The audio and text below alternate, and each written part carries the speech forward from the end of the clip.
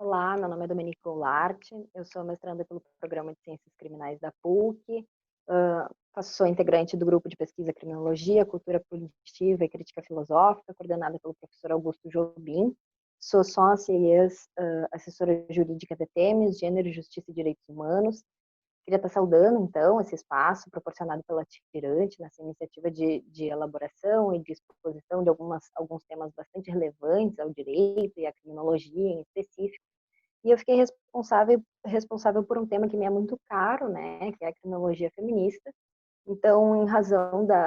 do curto espaço de tempo, né, é uma aula bastante introdutória, com alguns elementos centrais e discussões bastante que são os corações das criminologias punitivas, das criminologias feministas, desculpe, e está abordando alguns dos principais e clássicos debates, até porque as tecnologias feministas são muitas, são plurais, são bastante divergentes, há também, né, bastantes conflitos de proposições teóricas profundas, sempre partindo, né, de alianças perenes, no sentido do confronto, do combate à violência de gênero contra as mulheres, mas entendendo que há profundas divergências, né? Vou estar, então, pincelando aqui alguns dos principais elementos das criminologias feministas. E vou partir do texto Criminologia e Feminismo, da mulher como vítima, a mulher como sujeito de construção da cidadania, que é da professora Vera Regina Pereira de Andrade, e foi, na verdade, uma palestra proferida no Seminário Internacional Criminologia e Feminismo, de 1996, em Porto Alegre, que foi organizado pela Temes. Então, nessa palestra, há essa aproximação desses dois campos, né, desses dois saberes, que é a criminologia e é o feminismo. Né? A professora Vera, a partir de então, vem tracejando diversos dos pontos e diversas das teorias da criminologia feminista. Então, eu vou estar mapeando alguns dos principais elementos que a obra dela vai estar discutindo, né, a partir de uma pesquisa empírica de delitos de violência sexual contra mulheres em Santa Catarina, na década de 80, ela vai então tracejar alguns dos principais elementos que vêm então de uma maneira bastante contemporânea, né, ditando algumas das discussões bastante relevantes à criminologia feminista. Um dos primeiros pontos que é bastante relevante nas proposições da professora Vera é justamente a crítica dela, que vai beber na criminologia crítica, a respeito do profundo comprometimento que o sistema penal tem com bases elitistas, racistas e segregatórias. Né? Ela vai estar lançando diversos questionamentos aos movimentos de mulheres, né, em relação aos interesses que estão sendo organizados no momento que se está sendo interpelada a tutela e a proteção das mulheres a partir do direito penal. Né? E ela vai fazer críticas bastante instigantes, bastante profundas, no sentido, inclusive, psicanalítico, de estar questionando, lançando algumas questões, inclusive o professor Alessandro Barata, que está integrando também essa mesa nesse seminário internacional e vai estar, e também é autor de diversos textos bastante relevantes à criminologia feminista sobre um olhar de gênero para o sistema penal. Então, ela vai estar lançando alguns questionamentos num sentido psicanalítico em relação a como os movimentos de mulheres eles buscam muitas vezes, né, se amparar em tutelas paternalistas, né, e algumas mulheres então fugindo da violência de gênero perpetrada por seus companheiros vão correr para os braços, né, da tutela estatal e dos mecanismos do sistema punitivo. Então, ela vai estar pontuando essas questões e lançando algumas hipóteses no sentido de que o sistema penal ele não é apenas ineficaz para proteger as mulheres da violência de gênero, como também ele reatualiza as violências, né? E é bastante interessante essa questão, principalmente quando a gente pensa na contemporaneidade, porque há, de alguma maneira, uma cooptação da inventividade, da criatividade dos movimentos feministas quando há uma centralização na relação com o Estado. Isso a gente pode ver, por exemplo, né, esse ano, no início do ano, foi apresentada a tese de doutorado da professora Fernanda Martins, vai sair, né, em agosto como livro, e ela propõe uma inversão nessa abordagem. Né? Ela propõe uma inversão no sentido de partir dos feminismos. Ela não propõe, então, uma criminologia feminista,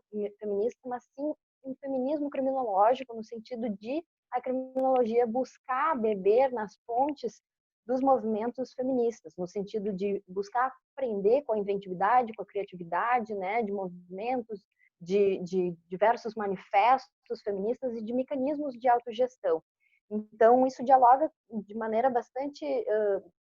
próxima com vários apontamentos da professora Vera Regina Pereira. E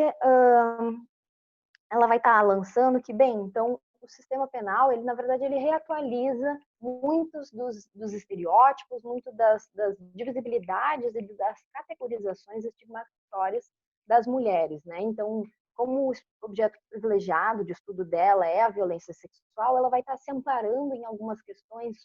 de moralidade, de honestidade, como isso é um fator determinante para o sistema punitivo elencar como vítimas dignas da sua tutela ou vítimas indignas, inclusive, né, em relação a mulheres prostitutas e trabalhadoras sexuais, como elas não eram consideradas como vítimas de violências sexuais, justamente se pautando a partir de uma moralidade discriminatória e estigmatizante. Então, a professora Vera vai trazer também alguns elementos a respeito dessa dupla violência, né, a partir da relação com o sistema punitivo, né? Essa dupla violência no sentido de que ou a mulher é vítima ou ela é transgressora, né? Então, essas formas de olhar das mulheres, né, no sentido de ou ela precisa ser uma mulher passivada, beatificada, honesta, né, para ser digna dessa proteção estatal. E isso se relaciona com também, infelizmente, né, com questões bastante atuais, assim, e sugeriria então aqui duas pesquisas empíricas bastante importantes, que são as pesquisas da professora Rochelle Facchinetti e a pesquisa da professora Paola Stucker, principalmente nesse ponto, a pesquisa da professora Paola Stucker, que ela fala sobre como determinadas mulheres são, a partir de pesquisas etnográficas nas delegacias especializadas de atendimento às mulheres, como as mulheres são tratadas de maneiras desiguais quando figuram em determinados papéis, ou seja, as mulheres trabalhadoras, mulheres mães, as mulheres mais apassivadas são mais bem tratadas pelo aparato estatal, quando mulheres que propõem formas mais questionadoras e mais ativas, que lançam mão maior da sua agência, elas são menos atendidas, menos bem atendidas, né? E a dupla faceta, então, quando as mulheres são transgressoras, há toda uma referência de como o sistema penal trata as mulheres, no sentido de que, bem, as mulheres elas precisam acatar determinados estigmas, determinados papéis e determinadas imposições sociais performativas, e no momento que elas não cumprem essa performatividade, elas são também alvo desse cerceamento do sistema punitivo. E isso vem todo numa herança, também num legado inquisitorial, né? Se a gente for parar para ver numa digressão histórica, é todo um legado a partir do manual, que é um manual super sofisticado, que perdurou durante muitos anos na Inquisição, que é o manual do Martelo das Feiticeiras, em que dois inquisidores, né, formularam diversas formas bastante sofisticadas de direito processual, de técnica de aferição e de confissão, de aferição de provas, e que forjou muito do que é a perspectiva do que é o que se entende de mulheres, né, demonizadas, mulheres subversivas, mulheres fatais, mulheres transgressoras, e isso perdura, né? E então a professora Vera Regina, ela vai estar dizendo que nessas relações com o Estado há toda uma reatualização, uma reformulação, uma recolocação e um reenquadramento desses estigmas no tratamento pelo sistema penal. Então, ela vai estar referenciando também que há uma continuidade entre os sistemas informais, né, de controle, como a família, a escola, os sistemas de trabalho, e que como a partir do momento que há um desbordamento dessas normas, né, dessas normas informais, então incide de maneira residual o sistema penal. Então ele seria um controle a mais, um controle formal, institucional, mas que há um contínuo entre essas formas de controle. Isso dialoga bastante, né, com o trabalho da professora Soraya da Rosa Mendes, que inclusive vai se referenciar profundamente na obra da professora Vera, e a respeito da mulher custodiada, né? A professora Soraya da Rosa Mendes vai falar bastante sobre como os mecanismos sociais eles custodiam e controlam e, portanto, impõem determinadas performances às mulheres. E a professora Soraya da Rosa Mendes, né, vai estar fazendo todo um percurso no seu livro, né, Criminologia Feminista, a partir de uma digressão histórica, de uma análise das criminologias, e vai estar propondo, né, essa criminologia feminista para tentar romper com esses paradigmas criminológicos conformadores de categorias totalizantes, justamente nessas formas, né, de imposição e de formas monolíticas de tratar as mulheres, sejam elas transgressoras, sejam elas vítimas. Um outro ponto que é bastante relevante e que a professora Vera vai estar dialogando, que são também essas bases punitivas de movimentos de mulheres, né? E é preciso aqui fazer um parênteses no sentido de uma contextualização histórica de que vários fatos no contexto brasileiro também demarcaram esses dilemas nas criminologias feministas, né? Se a gente for parar para pensar e revisitar essa historicidade, o caso do Docker Street foi um dos momentos em que houve uma organização pública feminista,